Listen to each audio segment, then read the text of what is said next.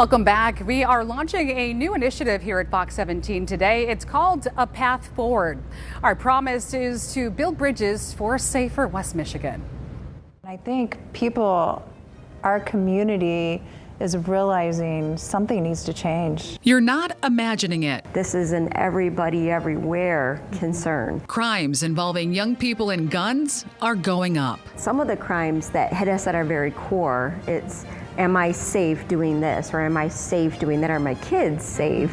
Those are the kind of increases we are seeing in this community. Even though we've had a lot of attempts at intervention, we're not seeing a sustained improvement. From stolen vehicles leading to dangerous police pursuits. We've had a 200% increase in the number of auto thefts that have happened. When those cars are stolen, they're often used in other crimes. To gun violence. Often all dealing with very young perpetrators. Like when I say young, juveniles. They are 14, 15, 16, 17 years old and participating in very, very dangerous acts. Just this month, within a week of each other, 2 elementary students brought guns to school in Grand Rapids. We have a broken community.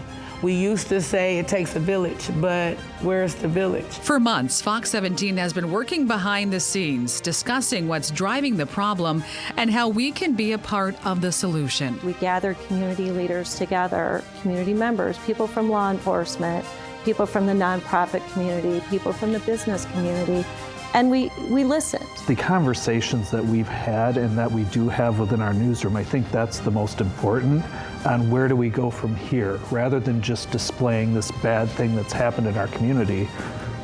Going beyond that. The result is A Path Forward, a Fox 17 initiative aimed at lifting up young people through engagement, partnerships, and storytelling. We have the obligation to not only inform, but also to do good. How we cover crime is intentional. These connections and these resources we now have are just going to make our storytelling so much better, so much more impactful. You'll also notice a concerted effort to celebrate successes and highlight the people and organizations making a difference. If we start really focusing on everything we have in common instead of our differences, we'll see that we have more things in common to lead us to each other.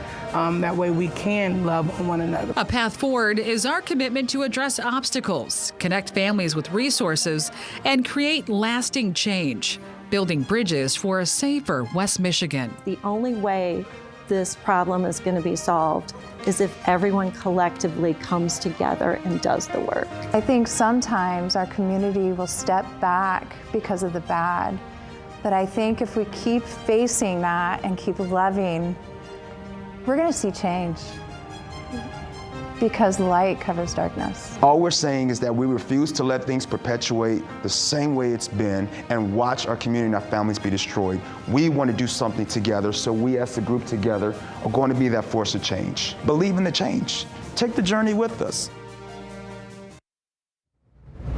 And back out here live at the Boys and Girls Club, I'm joined by the gentleman who you just heard from there in the story, Clarkston Morgan, Kentwood City Commissioner, pastor, community leader. Thank you for spending some time with us this evening. Appreciate it. Thank you. I really appreciate it. And, you know, it's not just this evening. For months now, Clarkston has been meeting with us on roundtable discussions to talk about what the problem is and how we can be a part of the solution. So let's talk about what drew you to want to be a part of this Path Forward initiative as a member of our advisory council now. Yes, this advisory council has been going for about 10, 11 months or so. Shout out to Kim, the general manager, and the directors there, to want to be able to be empowering to the issues, not so much just the issues, but empowering to the community to address the issues. There are so many individuals that are leading in our community, and myself being passionate about empowering our families, empowering our small businesses, empowering our leaders. There's a lot of leaders locally that a lot of times I've been doing the work. They've been getting down and getting dirty, staying up late hours to work with kids, work with families, provide resources. But they haven't been given a platform to be heard in order to address the issue on a larger scale. And the opportunity that Fox has brought now is an opportunity to engage the connection between those leaders and solutions. And now we can find a path forward to being able to empower whole communities by bringing leaders together to empower other families or other communities in need. I know we talked during one of those meetings, you mentioned, that crime is transient, Yes. It's not just a one zip code problem. So why should people care about this? Well, what we're finding is every family is being connected. Every family is a part of this. This is a systemic issue that if you feel like, well, it's just a Kent County thing. No, the economic value of what happens in Kent County hits Ottawa County. And so what's taking here locally is hitting our schools, which hits our small businesses, which hits our large companies, which hits housing, which hits public safety. So what we find is that if we don't have a collective participation on addressing this issue, we all start to lose out.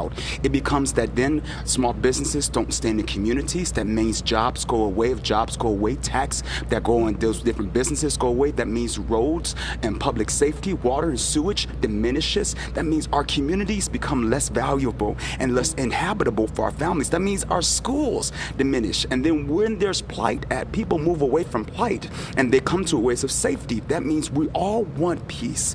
We all want to be able to be happy. So we find that we're just going to move where there is, and we're going to find that we got to get away from crime. People want to get away from the shootings. People have moved here to Grand Rapids to escape shootings in Chicago, shootings in New York.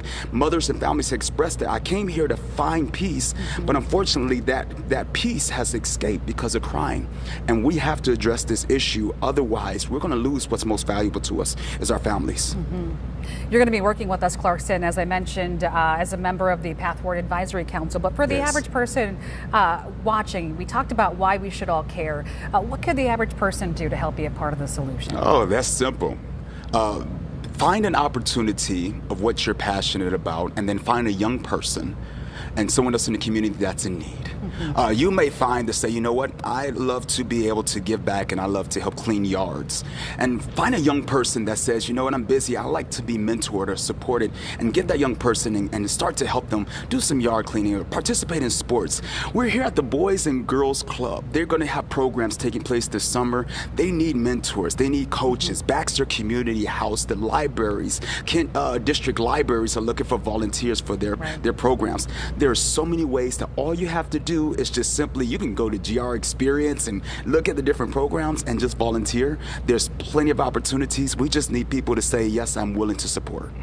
Mentorship is going to be a huge area that we can highlight with this Path Forward initiative. Yes. Clarkston Morgan, thank you so much for being here with us. Certainly Thank you. appreciate your time today. As I mentioned, mentorship, so many positive programs and people out there that we want to cover with this Path Forward initiative. So if you know of a person, a group, an organization, program that we need to know about, let's connect.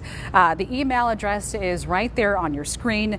You can also scan that QR code to head to our website to see all of our Path Forward stories so far. We also have a resource guide